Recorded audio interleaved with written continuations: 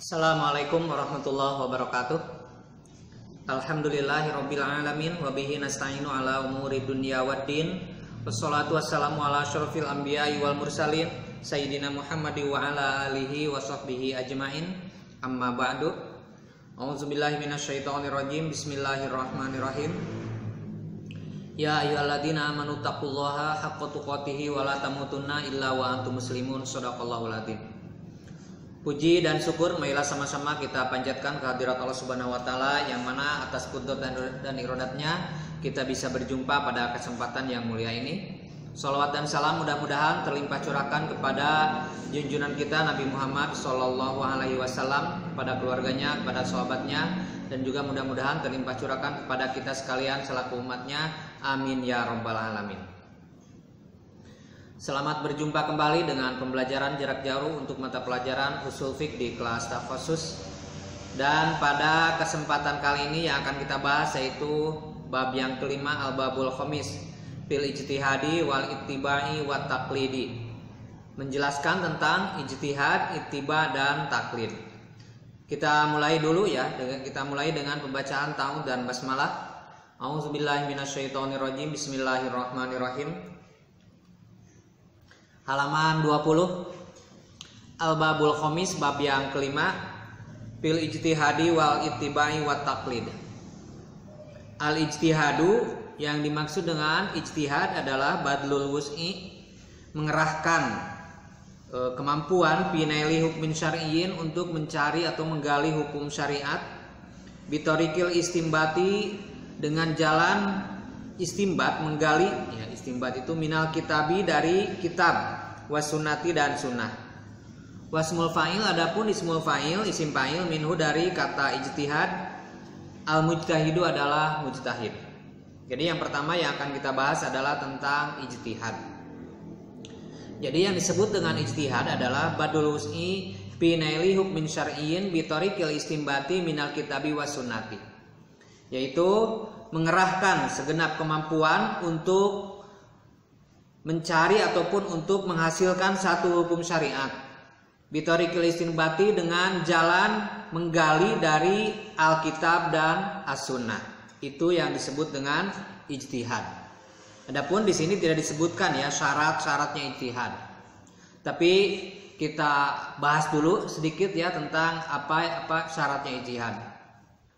Sebagaimana telah kita bahas sebelumnya ya, bahwa salah satu dalil tentang bolehnya ijtihad itu adalah hadis yang disampaikan oleh Rasulullah itu kepada Mu'ad bin Jabal hina ba'atsahu ilal Yaman. Ketika Rasulullah mengutus Mu'ad bin Jabal ke Yaman. Rasul berkata, "Fabi matahkumu, dengan apa kamu akan menghukumi?" Mu'ad bin Jabal mengatakan, "Bi kitabillah."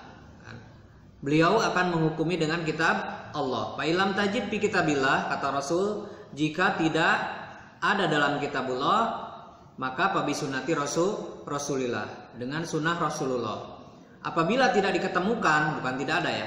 Apabila tidak diketemukan dalam sunnah Rasulullah, maka beliau ya Mu'ad bin Jabal akan berijtihad. Nah, disinilah bolehnya ijtihad. Jadi ijtihad itu dibolehkan bila tidak ditemukan hukum tersebut di dalam Al-Quran dan Sunnah.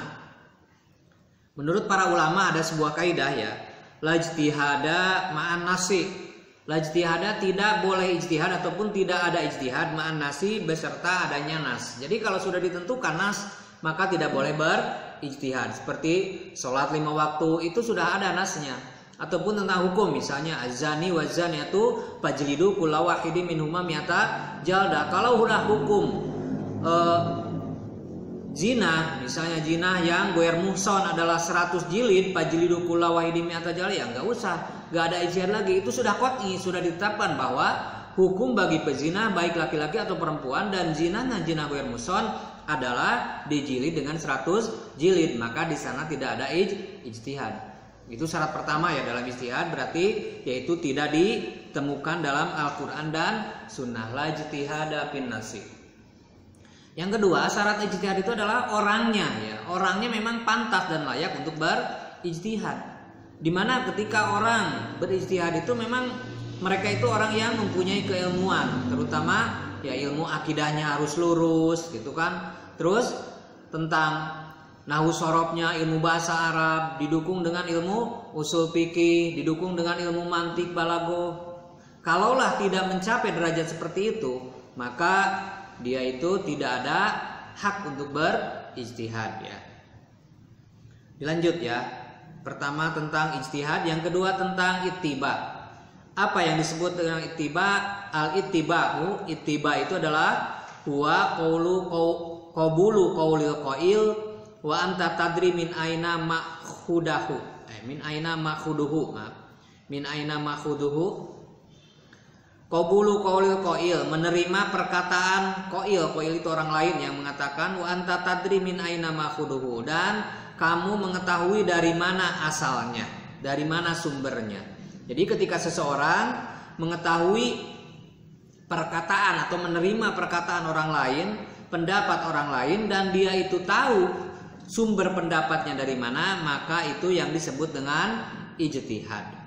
Yang ketiga adalah taklid. Apa yang disebut dengan taklid? Qaulu qabulil qail wa anta la tadri min aina ma'khuduhu. Taklid itu adalah menerima perkataan qail, menerima perkataan orang yang mengatakan atau pendapat orang lain, wa anta la tadri min aina ma'khuduhu. Sedangkan kamu tidak mengetahui dari mana sumbernya. Jadi bedanya antara ittiba dengan taklid adalah ittiba si orang yang menerima pendapat itu mengetahui sumbernya, sedangkan taklid tidak mengetahui sumbernya. Dilanjut, wal ijtihadu fid dini matlubun. Ijtihad dalam urusan din, urusan Islam itu matlubun, itu dianjurkan. Wa kadzalika al-ittiba'u, ittiba juga sama dianjurkan. Wa taqlidu, ini adapun taklid fid dini dalam urusan din itu madmumun, tercela. Jadi kalau taklid itu tercela, itu kan maksudnya yang tercela itu taklid apa? Taklid yang buta. Setelahnya dia taklid, dia tidak berusaha untuk mencari ilmu, itu yang tercela. Bagaimana kalau dia misalnya memang kemampuan otaknya tidak mampu untuk mencari ilmu? Kalaulah kemampuan otaknya tidak mampu untuk mencari ilmu, maka bagi dia itu dibolehkan untuk taklid. Kalaulah orang misalnya dia mampu untuk mencari ilmu, maka dia itu harus bergeser, harus berubah dari derajat taklid menjadi derajat ittiba. Dari tidak tahu asal pendapatnya ataupun sumber pendapatnya menjadi tahu sumber pendapatnya, sumber pengambilan pendapatnya. Allah Ta'ala, berfirman Allah Ta'ala, walladzina jahadu fina lanahdiyannahum subulana. Walladzina jahadu, dan orang-orang yang berjihad, yang bersungguh-sungguh, fina dalam jalanku, lanahdiyannahum, maka akan kami berikan hidayah subulana terhadap jalan-jalan kami. Qala Rasulullah SAW, ida jtahada, ketika berijtihad al-hakimu, seorang hakim, pahakama, lalu dia menghukumi, ya, memutuskan hukum, pasoba, lalu dia benar, itu kan sesuai dengan Al-Quran dan Sunnah, benar dalam hukumannya. Ini satu kali lagi tadi ya, berijtihad itu bukan pada sesuatu yang sudah ditetapkan oleh Al-Quran dan Sunnah. Pasoba, lalu dia benar, palahu ajroni, maka dia punya dua pahala, yaitu pahala dari ijtihadnya dan juga pahala dari benarnya.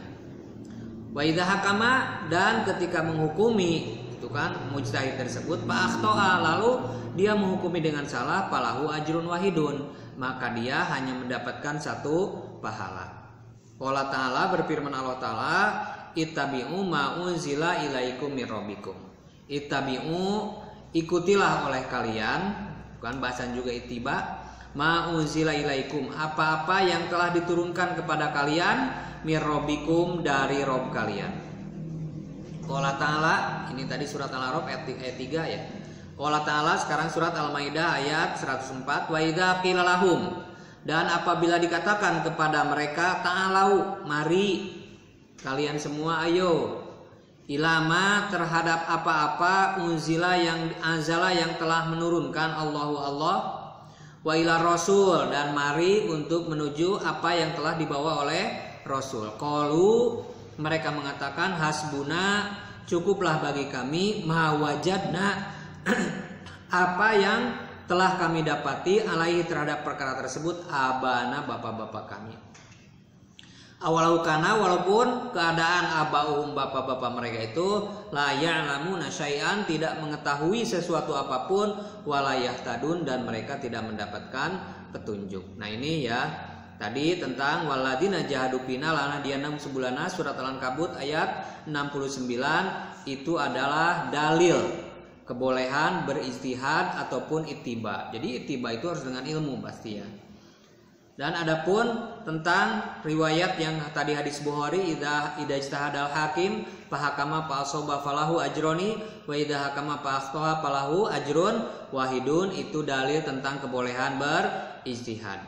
Ini surat Al-A'raf ayat 3, ittabi'u ma unzila ilaikum mir rabbikum, dalil tentang keharusan ittiba. Adapun yang terakhir surat Al-Maidah ayat 104, ini adalah dalil tentang tidak baiknya taklid. Jadi yang disebut taklid itu hasbuna ma wajadna alaihi abana, mencukupkan dengan mengikuti saja tanpa mencari dalil, itu taklid yang dilarang.